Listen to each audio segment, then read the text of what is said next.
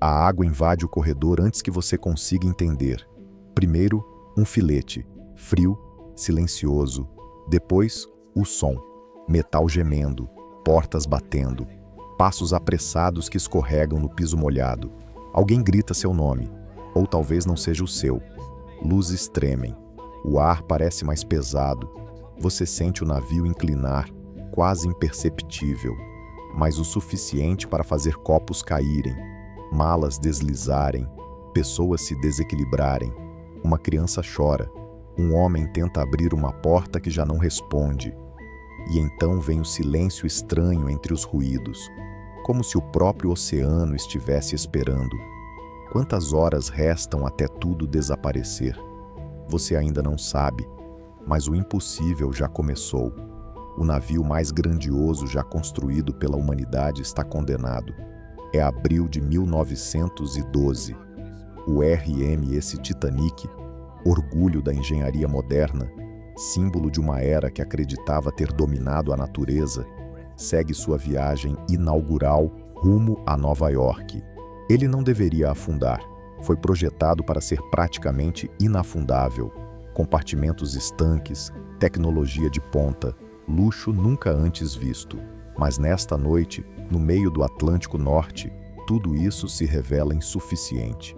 O impacto com um iceberg, breve, quase banal, abre uma sequência de feridas invisíveis abaixo da linha d'água. E agora, enquanto você tenta respirar e entender o que está acontecendo, o tempo começa a correr em uma única direção, para baixo. Essa não é apenas uma tragédia marítima, é o colapso de uma crença, a crença de que o progresso humano havia ultrapassado os limites do mundo natural. E nas próximas horas, essa ilusão será arrastada para o fundo do oceano. Mas o que torna essa história ainda mais inquietante é que nada parecia prestes a dar errado. Muito pelo contrário.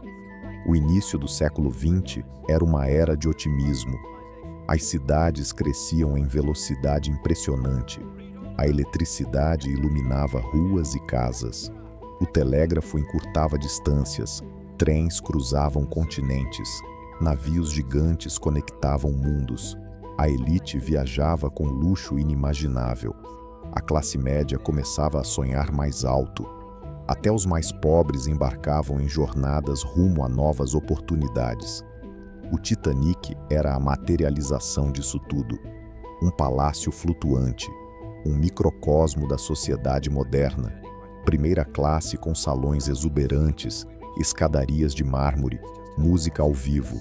Terceira classe com esperança, famílias inteiras buscando recomeços. Todos ali, juntos, atravessando o oceano. Era o auge, e talvez por isso, a queda seria ainda mais brutal. O mundo de 1912 estava mais conectado do que nunca. Rotas marítimas intensas cruzavam o Atlântico continuamente. Mercadorias, cartas, ideias e pessoas viajavam sem parar. A confiança na tecnologia era quase absoluta. Navios como o Titanic não eram apenas meios de transporte. Eram declarações de poder. A engenharia britânica, a indústria, o comércio global, tudo parecia convergir para um futuro inevitável de progresso. E, no centro disso, havia uma mentalidade silenciosa, a de que o homem finalmente havia aprendido a controlar o ambiente ao seu redor. A natureza era vista como um obstáculo superado, mas o oceano nunca concordou com isso. Muito antes do Titanic deixar o porto, algo já existia no caminho. Frio, antigo, indiferente. Nos confins do Atlântico Norte, blocos gigantes de gelo se desprendiam das geleiras da Groenlândia. Eles não tinham pressa. Flutuavam lentamente, carregados por correntes invisíveis, viajando por semanas, meses. Ninguém os controlava. Ninguém realmente os rastreava com precisão, e mesmo quando avistados, eram tratados como riscos administráveis. Um iceberg não tem intenção, não tem pressa, mas também não pode ser convencido a sair do caminho. Naquela noite, ele estava lá, silencioso, negro contra a escuridão. E quando o Titanic o encontra, não há explosão, não há caos imediato, apenas um rasgo longo, quase delicado, um toque, mas suficiente. Agora, você está dentro do navio enquanto a água continua a subir. A princípio, poucos acreditam. Tripulantes tentam manter a calma. Passageiros são instruídos a colocar coletes salva-vidas, por precaução. É apenas um procedimento, mas a verdade já circula entre os oficiais. 5 compartimentos foram comprometidos. O navio foi projetado para flutuar com 4 inundados. 5 é demais. O Titanic vai afundar e não há porto próximo. Não há ajuda imediata. A única coisa que existe agora é tempo limitado. As horas seguintes se transformam em uma sequência de decisões, algumas racionais, outras desesperadas. Botes salva-vidas são preparados, mas não há o suficiente para todos. Nunca houve, porque ninguém realmente acreditava que seriam necessários. A ordem é clara: mulheres e crianças primeiro. Mas o que isso significa quando o medo começa a crescer? Alguns hesitam em entrar nos botes. O navio ainda parece seguro.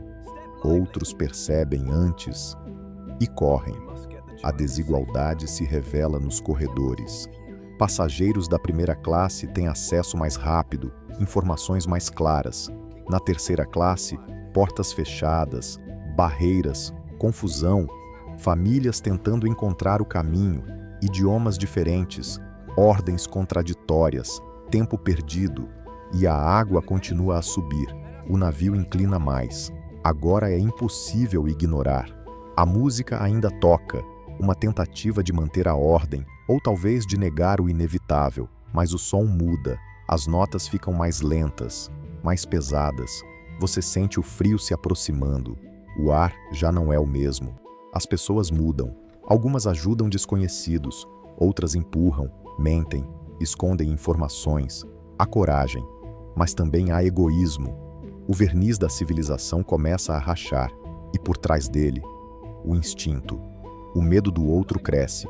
Quem merece um lugar? Quem decide?